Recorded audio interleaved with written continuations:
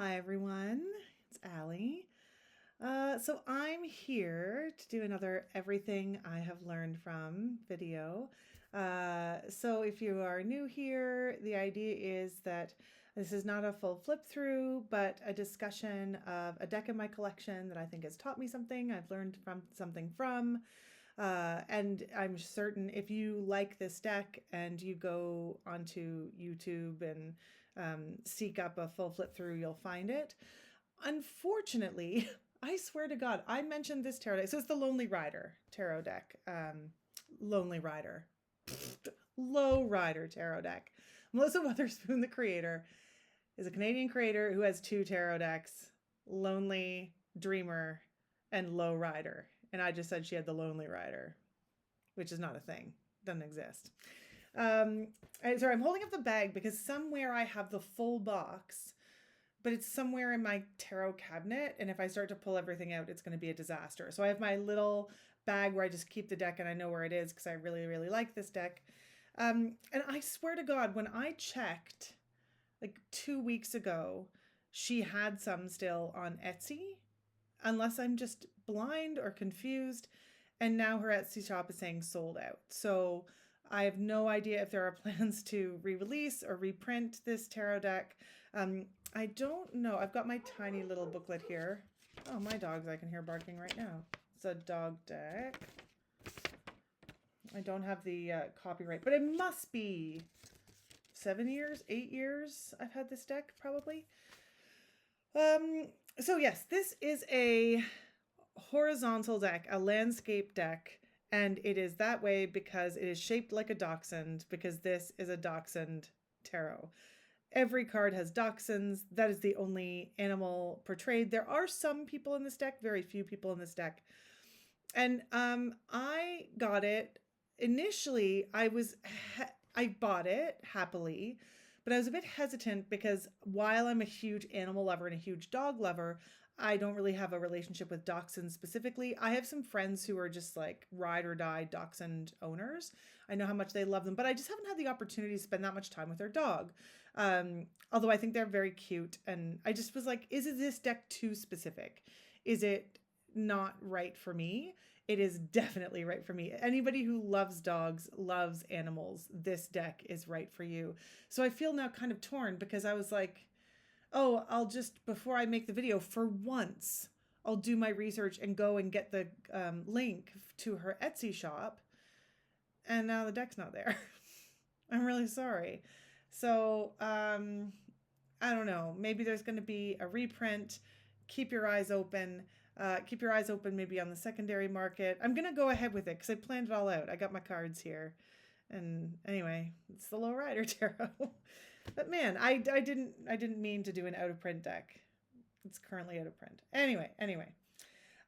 So what I do in these videos is I go through some of my favorite majors that I think bring, well, all of them, some of my favorite majors, cups, wands, swords, pentacles, something that brings something to the tarot conversation, something a little extra that I've learned or has helped me see the card in a new way. Some of these are probably just in here because I like them, but this is everything I have learned from the Low Rider Tarot. Okay, so we're going to start with the majors. And again, I don't have every deck, but I'm going to go in order here. So we're going to start with the Fool. And first of all, every dog in this deck exists or has existed. Again, this deck is probably almost a decade old, I'm guessing. So some of these dogs may no longer be with us, but people submitted images and she incorporated them into the deck. And I love this Fool card. So, of course, we traditionally do have a dog, and if we're following Smith-Waite, in the Fool card that is trying to alert the Fool that they are stepping off of a cliff. And I like having a dog be centered here and have the dog be the Fool, because sometimes you just have to go for it, right? Like there will be warnings, but the whole purpose is that forward momentum, right? That it's flipping that dog purpose in the Smith-Waite card on its head. And it's just so innocent, just chasing a butterfly. Like, you're not going to catch that butterfly, friend.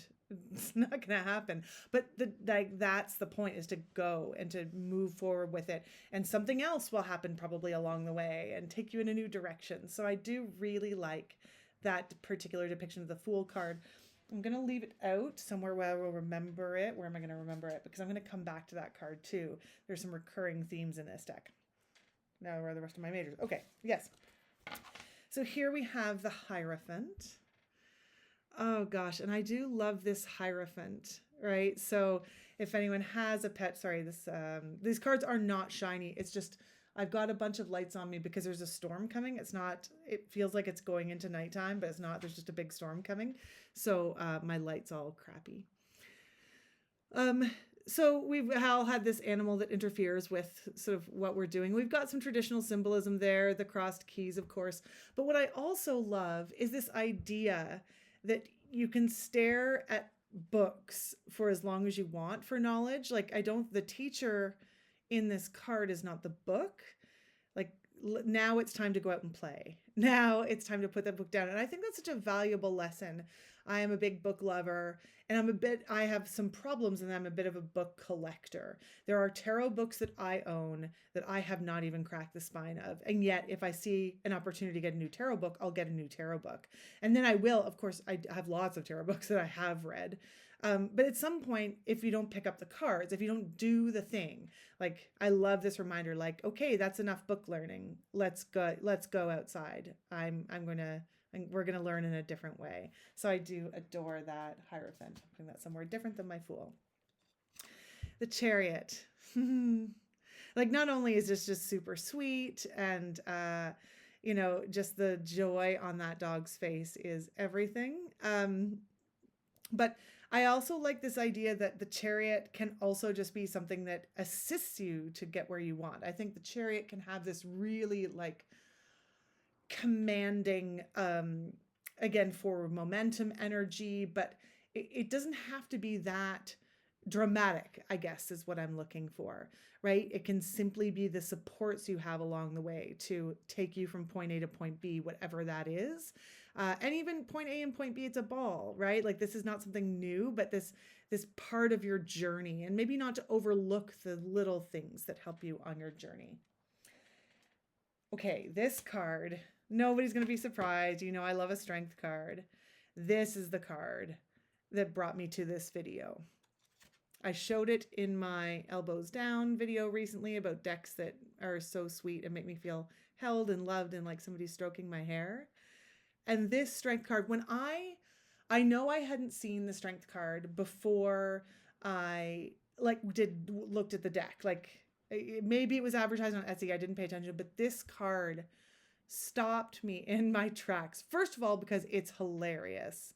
And second of all, because it's adorable. But also, let's really break down what is the strength in this card. So first of all, so you can see our little infinity symbol on the rock there. We seem to be pretty high off the ground. So there could be that very literal sort of strength definition. But then is the dragon, I think it's a dragon. I'm going to say it's a dragon. Is the dragon costume like, I am little and cute, but I have incredible strength inside, and here's how I am showing it on the outside? Is the strength the ability to withstand the human sense of humor, right? Like, I am going to wear this dragon costume. My human is ridiculous, putting me in this costume, and I shall persevere. I just think it's so funny. I love the stoic expression on this little dog's face. I love the ridiculousness of the costume. This deck has a sense of heart and humor and just good spirit, and heck yes, what a banger. I hope this deck isn't out of print. I hope it's just maybe being reprinted. Okay, so here we have the death card. Oh, sorry, I should say we have 2 death cards in this deck. There's an opportunity to choose. And I really like that. If you have pets, the death of anything is a death, and it's hard and it's sorrowful. The death of a pet is a singular kind of sorrow, I think. It's the removal of something that has been so constant and that you work your life around, right? Like, you're always responsible for them eating on time and getting out on time and their health, and it's a different kind of communication. So I like that there's this choice. So this is the first. I don't know. They're both. And clearly we've got some metaphors here. We've got the bones in the background, right? This idea of maybe there's not a rainbow bridge here. I'm sort of glad there isn't. But we also have this butterfly, which makes me think of this butterfly, right? So even this idea of transition, if we don't want to think of it as literal death, this moving on from one phase to the next, but also this beautiful idea of metamorphosis. And then we have just this very sweet death card as an option as well, which I think is just so stunning and moving. And I don't know, you can have your own interpretation. I like to think of this as wherever animals go, wherever their souls go, and they are together, and it's peaceful and loving and calm. And I should say that this book, this deck, so I have two versions. I've got I think it's called the Lowrider Light version, which comes in the bag, and then it's got a tiny little leaflet about general tarot reading or tarot meanings. So like the aces, the twos, the threes, like, and then just the general meanings of the courts. I don't even think, does it even talk about the suits? It probably does. Major arcana, like just some keywords for the suits. Yeah. And then like, not really elemental, whatever. It's little, is what I'm saying. But the big guidebook has lots of things in there, and including a description of the actual dog that each painting was inspired by.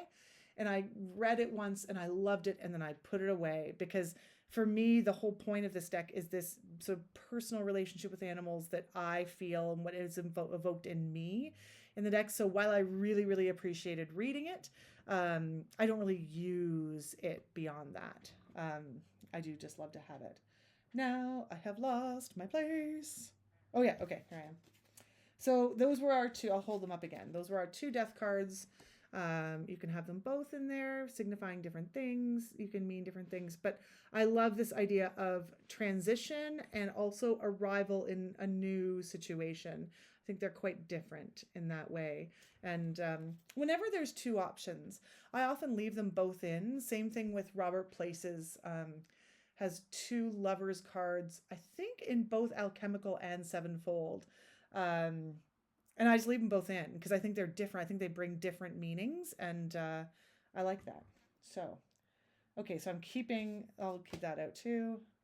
I'm doing that over there. Okay, sorry, I have to talk myself through this so I can stay organized. The Devil card. Again, I think I wanted to show, while this is an extremely heartwarming deck and not a difficult deck, like not a lot of confronting images, it doesn't shy away from confronting things either. So here's the Devil. This idea of being trapped. And I think this is... it's interesting because when we see something like this for an animal, like the animal doesn't have the power to get themselves out of that situation, right? That there is something oppressive in your life that needs to be corrected, as opposed to, I think, the more traditional Smith-Waite devil, where it's something that you do have agency over, like in the moment agency. This says to me external force. And I think that's an interesting interpretation of what that would be, right? What is confining you, and not Eight of Swords confining you, but like literally confining you. And oh God, I also love a moon card, but I love this. This is so like ancestral to me. Because dogs are, of course, over generations and generations descended from wolves. And it's wild that, these little adorable wiener dogs, that's true of these dogs, right? Through generations and breeding. But there is that ancestral call there. They have that wolf DNA, like that was part of the evolution. And the idea that the dog is confronting this element of themselves in sort of this mysterious dark way. And I think that's just such a cool card, right? Like what do you come from, and what does that, what part of that is you? What part of that is within you now? And what is the what does that mean for you? I just think it's a really interesting card. So like a deck inspired by dachshunds and entirely populated by dachshunds has some really great stuff in here. So those are the majors that I selected for discussion. Why am I keeping you out again? I feel like, oh yeah, I know why. Okay. So let's go to the cups first, because then I can put these other majors away. So the aces are pretty straightforward, not particularly different, but all doggy. So that's an example of the Ace of Cups with the pattern on the dog bowl. I like that. And then of course the mountain and the stream, and I like that a lot. Okay, here it is. So the Four of Cups, again, we have a butterfly, which I think is so interesting. However, this butterfly is much more white than blue, almost ghostly, like that sort of cloud hand sort of coming out to offer, right? Something, and it's offering up a little bone, it's right in front of the face. However, it's not clear to me that the dog is looking at it, right? Somehow his eyes seem to be going up, looking past it. I just think, and the reason I chose it, this isn't a very different, what have I learned from this depiction? Well, nothing different really, right? Offering up something and not paying attention to it. However, the inclusion of this butterfly that's on both the Fool and the Death card, it makes me think, right? Like, this is also part of your journey. You need to be looking around, actively looking around in your journey, right? If we're going from like Fool all the way to the World, right? What does this fit into that particular journey? So I thought that was really neat with, again, that butterfly motif coming up. So we're going to stick with the cups. So Six of Cups, that nostalgic childhood feeling. How would you ever show that with a dog?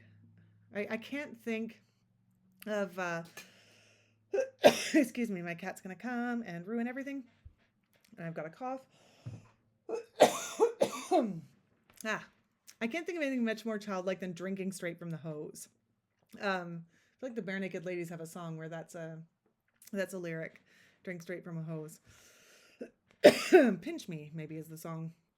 Anyway, I just think that's such a great, like, be that, have that childlike wonder, drink straight from the hose. I think that's a great one. Okay, Seven of Cups is just funny. Excuse me, I don't know why I'm coughing. These are all the different dreams that a dog has. I really like the head tilt. Those of you who have dogs understand the inquisitive head tilt that is a feature of all dogs, I think, as you consider all these different options. But I also just really like that love is one of those things. Also steak and tennis ball. That's a really funny little card. And this idea that they're in the clouds, I don't know, I just think it's really neat. And the fact that it's only a silhouette in this card of a dog really makes it sort of like, these are things we all have, we all relate to. Like, I think this is the only card where the dog is in full silhouette. I could be wrong about that, but I don't think I am. So I think that's pretty great. And then we've got I tried to put in some court cards. So here's the Page of Cups. I really, again, I like this depiction a lot.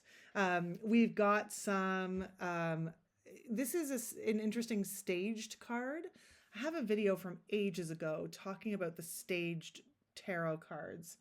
I'll try and remember to link it. I'm not very good. I've forgotten how to link things, so I'll try to figure it out for this video. But in the Smith-Waite tarot, Waite-Smith, I'm never gonna learn that. Some of the cards look like the characters are performing on stage, and in some of the cards they are within a landscape, and I find that very fascinating. And I have a whole video about it. If it needs updating, maybe I'll update it. It's really old when I first started doing tarot videos. Page of Cups. Oh, and I just like the reversal, right? Like the dog's getting his little schnoz in there. And the fish is, I think we're to understand this as a paper cup and the fish is painted on it and not inside the cup. I don't know, it just tickles me. Okay, so that's the cups. So let's do the wands. I didn't put these in order. Sorry. Okay, so I've got 4 wands for you. I love this 5 of wands here.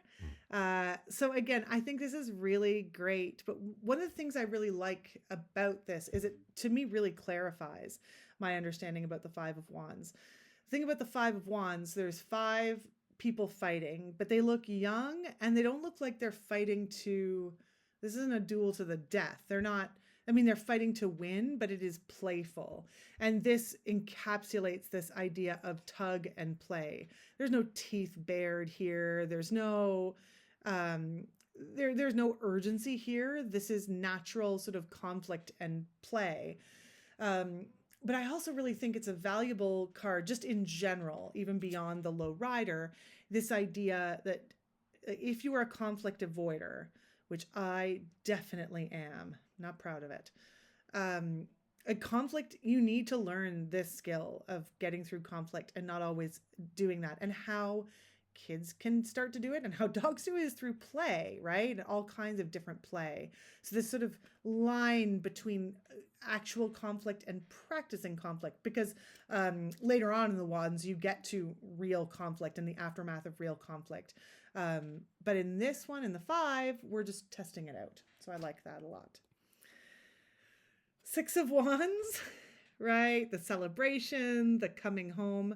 What I love about this as a dog owner is the immensely out of proportion stick. I don't know if my lighting's doing any sort of good job here, but the stick is twice as long as the dog, right? This triumphant return. We've got the wreath. We've got that. Clearly there's sort of implied people around because of all the confetti, but the returning home is the reward. Like, and this simple stick is the reward, right? That you've done it. And I think that's a fantastic depiction of that triumph of the 6 of wands energy, but also the energy of feeling happy to be back.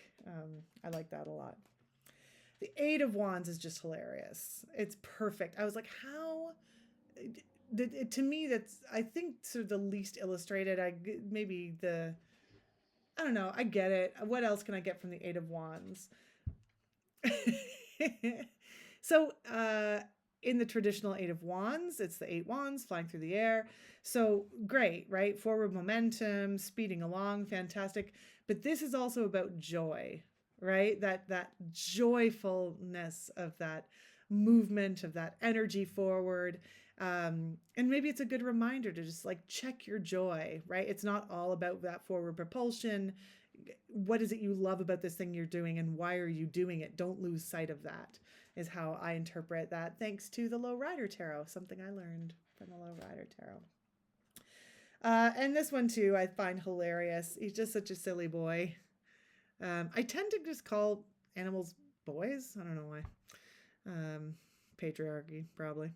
I think it's great. It's just sort of, again, that creative energy. He's not really in his bed in the most efficient way, the way he's supposed to be, but loving every second of it. Again, it's probably hard to see. We got little geckos everywhere. It's just such a silly boy. Like, there's a time to be just a silly boy and creative and spark, and who cares what other people think. And I like that a lot. All right, so that's my wands. Let's go on to, okay. I'm going to do swords first, and I'll tell you why afterwards. Okay, so swords. I got a lot of swords, but I think I have the most pentacles. I actually had to, I prepared for this video and I took a last look and I was like, oh, I've got every card. I should narrow that down. So I had to really like be careful and cull my things. Okay, so first we have the 3 of swords. So this is one of the few cards, maybe the only card with no dog in it, because we have the toy, the destroyed toy that is not so much fun now because the squeaker is out. The squeaker, which is an actual heart, and if you look closely, you can see the 3 teeth marks, I suppose, like where the swords would go in. I just think it's a really clever card. And this idea that all the components are here for fun, but they're not fun anymore because that situation has changed, right? It's been torn apart. It's been, how do you want to interpret it? Is it the dog that owned it that tore it apart and is now grieving its loss because of his own actions? Did another dog get hold of it and tear it apart? I just think it's a really smart depiction. I'm going to put it to the side because I'm going to come back to it. Love this Four of Swords. I don't know if this is the actual photo that was submitted, like if this is a real person. I think it might be. I can't remember. So this is why I probably should have dug that box out. But okay, who is the Four of Swords here, right? Like, is it, so we've got the person resting, which is what we're used to in the Four of Swords. But we also have this dog, like, is either joining in on the rest and deciding to, or sort of calming the human, giving the human time, that space and time to relax into it, right? So that support for the Four of Swords, I find really nice. And it's sort of to deepen the understanding of the Four of Swords. Like, what are the conditions in which you need to take the rest? What will help you get there in that rest? And what is the rest you need? Sorry, I'm trying to keep my cat at bay here. Is it to lie down and have a sleep? Or is that actually not going to give you what you need in that rest? Cat. Determined to lie on top of everything I'm doing. Okay. Just that teamwork, that I will support you in your rest. What can I do to help clear things out for you? What do you need to close your eyes and relax? I just really like it. That goes over there. What am I on? Oh yeah. Okay, this one's just funny. Yoink. Seven of Swords. Just off the plate little sneaker. But with that innocent face, oh, it's so good. Didn't really learn anything from that one, but I love it. The Knight of Swords. Again, I think this deck is so good. So not a surprise, maybe, but also comes back to joy, right? Like that you are moving quickly, and what makes you want to enjoy that movement going forward, to stick your head out the window. I find the Knight of Swords in the traditional Smith-Waite to be, it's aggressive, right? Like not towards anyone else necessarily, but the speed of it is aggressive. It's very, it's big energy. And this is a different take on it, right? Like that movement forward and the wind in your beautiful floofy ears. What is that about that? What are you rushing towards and why? Is it about your ego or is it about pure joy? I just think that's great. And then I said I wanted to show some difficult cards, like the difficult cards, right? So we had Death cards and Three of Swords. So here's the Ten of Swords. I think, again, knocking it out of the park. I said in my last video that if I were reading for kids, I would read with this deck. Absolutely true. I think this is a very adult Ten of Swords, right? Like the veterinary bone scan and the problems, right? So what, like, is this the end? Are we going to get up from this? I just think it's such a smart, thoughtful interpretation, right? We know what the problem is, and is that sun going to rise, like in the traditional card, right? Like what is that? Is it a moving on to a next phase? Is it leaving something completely behind? Is it just being wounded for a while and living with those wounds? Smart. And amazing what she can do with like a single breed of dog. How are you doing, cat? Sitting on top of everything.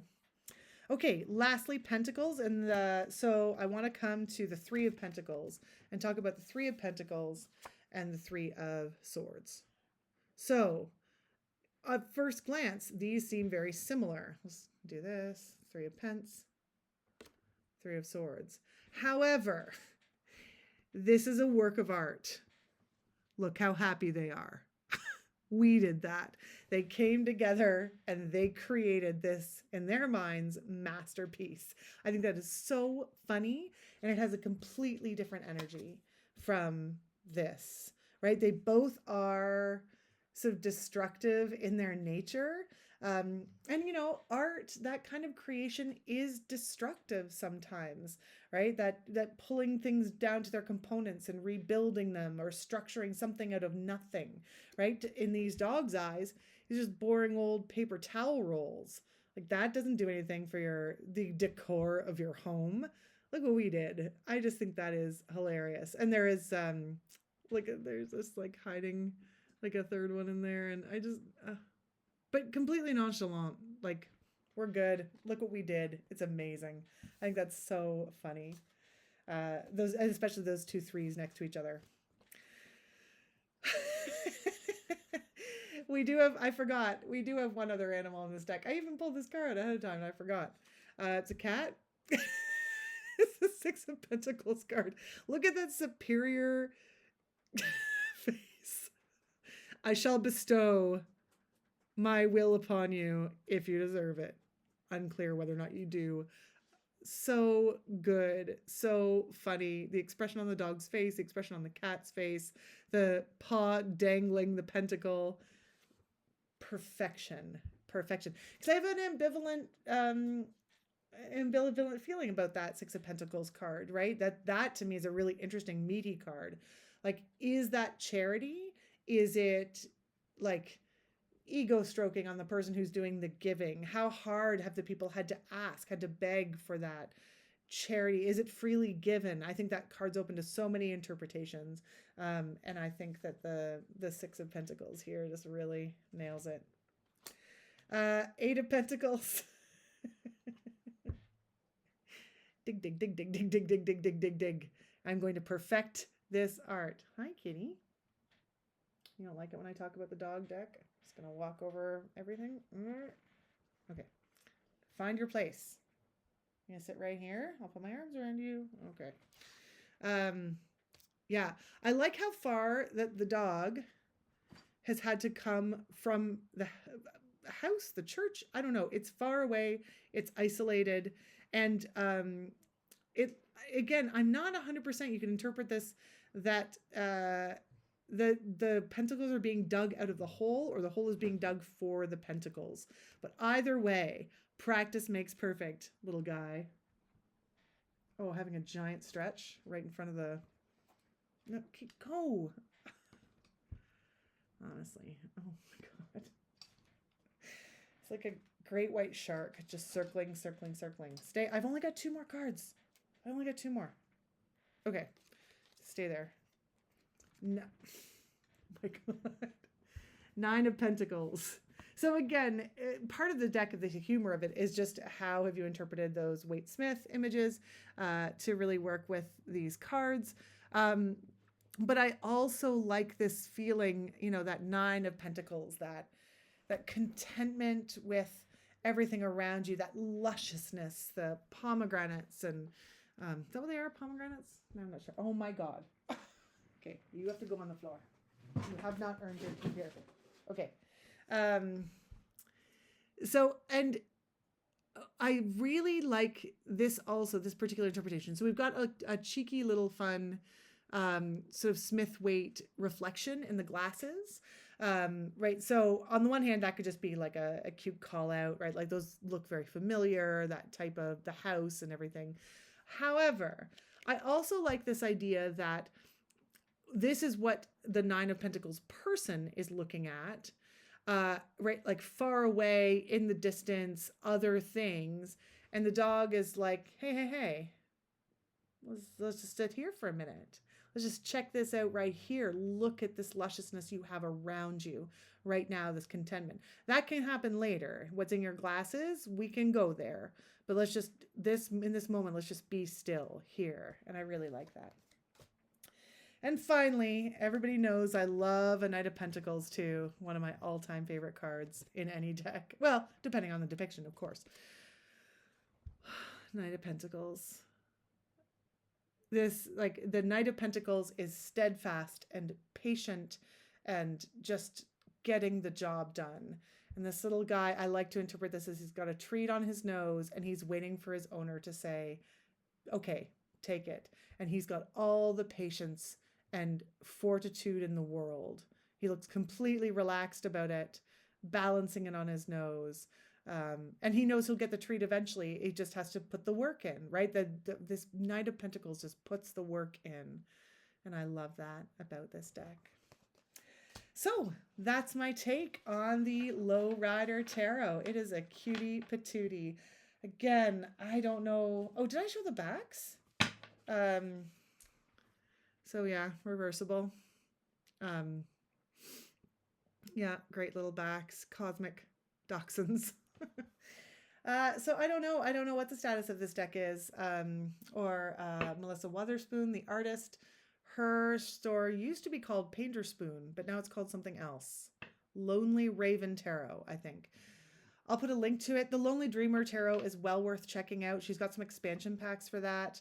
Oh, the Aurum Lenormand. I talked also. She's got a gorgeous black and white, like so black and gray and white. It's not a harsh black and white. It's very just gentle, and it's shot through with gold. It's so stunning. I had one. I'm just not reading with Lenormand. I just have never gotten into it. I probably will one day, and then maybe kick myself for giving it away. But I have a friend who just loved the Aurum Lenormand. As soon as she saw it, could not stop talking about it. So I gave it to her because it was just sitting on my shelf, and that is a deck that deserves love. It is so beautiful. So I'm sure that one's still in her shop. So check that out. And we'll see if they see a low rider out in the world, and you have an opportunity and you like the look of this video, snap it up because it's a good one. All right. Have a great day.